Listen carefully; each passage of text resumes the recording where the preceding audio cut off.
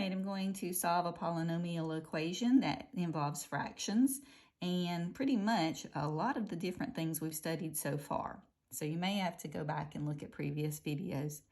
We want to get rid of the denominator so it won't look so scary, and that's a pretty easy thing to do, and you'll be glad that you learned how to do this.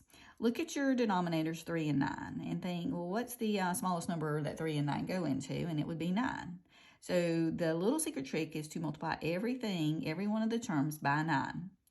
And that's going to keep this equation equal. So if I multiply this by 9, and this by 9, this by 9, and even on this other side, I've got to multiply by 9. Remember, whatever you do to one side of the equation, you have to do to the other side of the equation.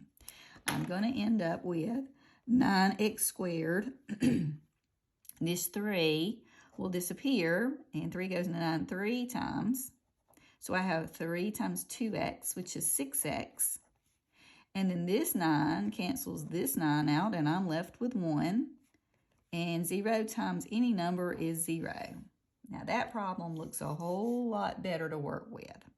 Okay, so now what I want to do is see if it is a perfect square trinomial that we studied in the last video. So I asked myself 3 questions.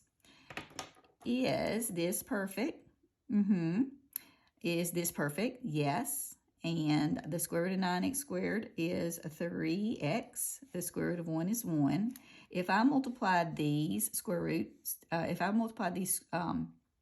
roots to each other, I'd get 3x. And if I multiply it by 2, I'd get 6. So I know that it does work.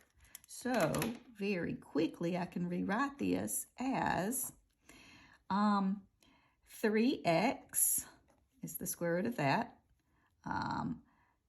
And then a 1, the square root of 1 is 1. And then I look right here for the sign, that will be a plus. And then I put the square down. So when I see this, I know it is a repeated root. That means I've got 3x plus 1 times 3x plus 1 equaling 0. The zero product property from quite a while back, several videos back, will help me get this answer really quickly. So what I'd do is I'd say the 1, I want to use negative 1 over 3.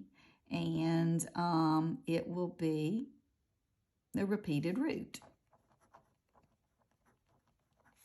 Just in case you didn't remember the shortcut for that, all you would have to do is say 3x plus 1 equals 0, subtract 1 from both sides. You get 3x equals negative 1, divide by 3. And that's the slower way of getting this in case you don't remember that.